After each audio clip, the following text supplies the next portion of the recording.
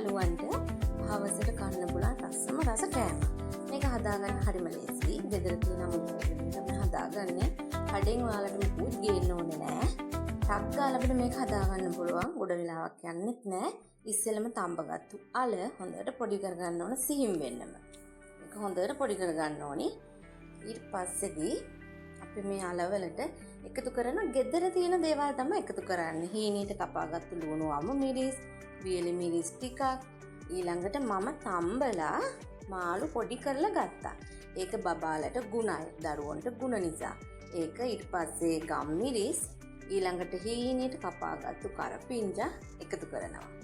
ඊට පස්සේ මම මේක හොඳට පාන් පිටි මේක ප්‍රමාණයට ඔයාලා ලුණු කුඩු ඊළඟට පාන් පිටි එකතු කරගන්න ඕන. ඔයාලට දැනෙනවා ඒක ප්‍රමාණය මෙච්චර ප්‍රමාණයක් ඕන කියලා. මම පාන් පිටි ග්‍රෑම් 150ක් විතර ගත්තා. ඊට පස්සේ මේක හොඳින් කවලම් කරගන්න ඕනේ.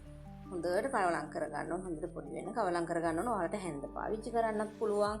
එහෙම නැත්නම් අතේ බටර් පොඩ්ඩක් ගාගෙන අත පාවිච්චි කරන්නත් පුළුවන්. අත පිරිසිදු කරගෙන මේක බබාලා කන නිසා මම හැන්ද පාවිච්චි කරා. ඊට පස්සේදී මේක තව රසවත් කරන්න මම මේකට බටර් එකතු කරනවා. බටර් එකතු කරලා මම හොඳින් අත පිරිසිදු කරගෙන බටර් එක මේක හොඳට පේස්ට් එක අනා ගන්නවා.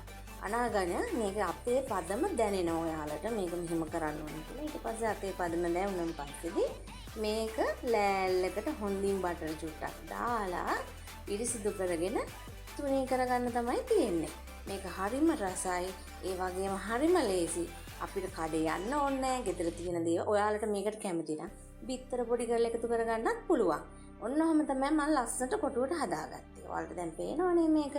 ඊට පස්සේ අපි පිහියක් අරගෙන හොඳට කොටුවට කපා ගන්න ඕනේ. ලස්සනට කපා ගන්න. ඔයාලා කැමති ප්‍රමාණය වලට කපා ගන්න පුළුවන්. බබාලට කන්න පුළුවන් ප්‍රමාණයට එහෙම කපා ගන්න පුළුවන්. එහෙම කපාගත්තු කෑලි අපි ඊට පස්සේ පිළිවෙලට පිඟානක තියලා මෙන්න මම ඔයාලට දැන් පෙන්නනවා වීඩියෝ එකේ. මෙන්න මේ විදිහට තමයි මගේ කෑලි මේ ප්‍රමාණයට ආවේ. ඊට පස්සේ හොඳට බිත්තරයක් ගසා ගන්නවා. බිත්තරයක් ගසාගෙන ඉවර වෙලා මයිහා පැත්තෙන් දින ඔයාලට පේනවා පාන් කුඩු, වියලි පාන් කුඩු, ටෝස්ට් ඔයාලා පාන් පිටි දෙකක් ටෝස්ට් කරලා පොඩි කරලා ගන්නත් පුළුවන්. එහෙම නැත්නම් සුපර් මාකට් වලත් තියෙනවා ගන්න පුළුවන්. ඊට පස්සේ මම මේ බිත්තර සාඩු වල ඔතනවා. ඔතලා බටර් ස්කෝතු පාන් කුඩු තවරනවා. එහෙම නැත්නම් අර බටර් ස්කෝතු කියලා තියෙන්නේ ඒවත් කුඩු කරලා ගත්ත හැකි ඔයාලට. ඊට පස්සේදී ඒක තවරලා අපි මේක පිළිවෙලට තියලා ඔයාලට තියෙන මේක ෆ්‍රයි කරලා ගන්න. බෙදලා ගන්න. ඔයාලා හදලා බලන්නකෝ. මේක හරිම රසයි.